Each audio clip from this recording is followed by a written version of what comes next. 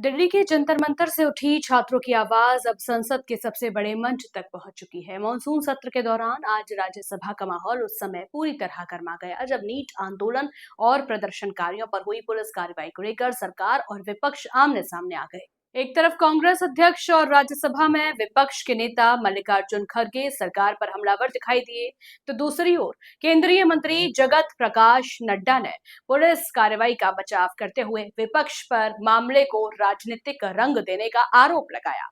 राज्यसभा की कार्रवाई शुरू होते ही विपक्ष ने जंतर मंतर पर प्रदर्शनकारी छात्रों के खिलाफ हुई पुलिस कार्रवाई का मुद्दा उठाया। मल्लिकार्जुन खड़गे ने कहा कि जिन लोगों ने छात्रों के खिलाफ कार्रवाई की वे खुलेआम घूम रहे हैं और उनके खिलाफ सख्त कार्रवाई होनी चाहिए। उन्होंने सवाल उठाया कि आखिर प्रदर्शन स्थल पर पुलिस किसके आदेश पर पहुंची, किस अधिकारी ने कार्रवाई का निर्देश दिया और यदि कहीं कोई अति हुई है तो उसकी जवाबदेही कौन तय करेगा। विपक्षी सांसदों ने इस मुद्दे पर केंद्रीय गृह मंत्री से सदन में बयान देने की मांग भी की, जिसके बाद सदन में जोरदार हंगामा देखने को मिला। सरकार की ओर से जवाब देने के लिए खड़े हुए जेपी नड्डा ने विपक्ष के आरोपों को सिरे से खारिज करते हुए कहा कि पुलिस ने केवल कानून व्यवस्था बनाए रखने के लिए अपनी संवैधानिक जिम्मेदारी निभाई।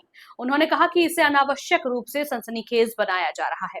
उनके अनुसार यह एक सामान्य कानून व्यवस्था की स्थिति थी जिसमें पुलिस ने नियमों के तहत कार्रवाई की। जेपी नड्डा ने अपने छात्र जीवन का उदाहरण देते हुए विपक्ष पर पलटवार भी किया। उन्होंने कहा कि वे स्वयं छात्र राजनीति से जुड़ रहे हैं और आपातकाल के दौरान कई बार उन्हें कक्षा से गिरफ्तार किया गया था।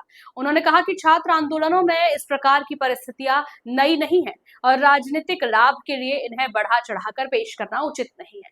नड्डा ने सदन में कहा कि किसी भी छात्र कार्यकर्ता को आंदोलन के दौरान ऐसी परिस्थितियों का सामना करना पड़ सकता है। उन्होंने विपक्ष पर आरोप लगाया कि वह इस पूरे मामले को राजनीतिक हथियार बनाने की कोशिश कर रहा है, जबकि सरकार छात्रों से संवाद के पक्ष में है और पहले भी प्रतिनिधियों से बातचीत कर चुकी है।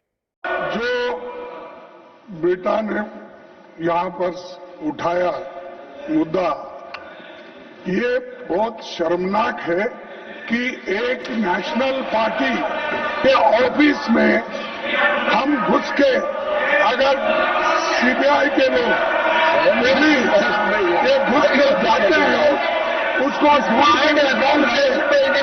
अरेस्ट करने की बात करते हैं। Democracy is not safe, people are not safe. Therefore, I request you, people who have gone there unauthorized, they should be punished. Why they have gone? Who are they? Who ordered them? You asked your people to sit in there. No, I'm asking, who asked them to go there? Now, Who ordered? now the honorable leader of the house, That now is the not leader the of the house. house will reply. That is not the right. Therefore, Sir, you have raised your voice. Let the government respond to it. Sir, let the government to respond to it. He has raised, you have raised. Sir, let the government respond to it. Please take your seat. Please take your seat, let him respond. Now, sir, now the leader of the house, whatever my friend, sir, what my friend John Vitas has said, this is a very normal law and order situation that we have to understand. I have been a student activist. I have been arrested many times from the classroom in emergency days when Congress party was ruling. I have been arrested. Mr. John Vitas, it is a normal situation. A student activist has to face, and those who take law and order in their own hand, the police has to act accordingly, and the police has acted accordingly for those cases. They are trying to sensationalize. It is a normal law and order activity which the police undertakes, and any student activist who wants to do activism should face this. Even I have faced not once, many times. When there was emergency, I was arrested from the classroom, not once, but twice.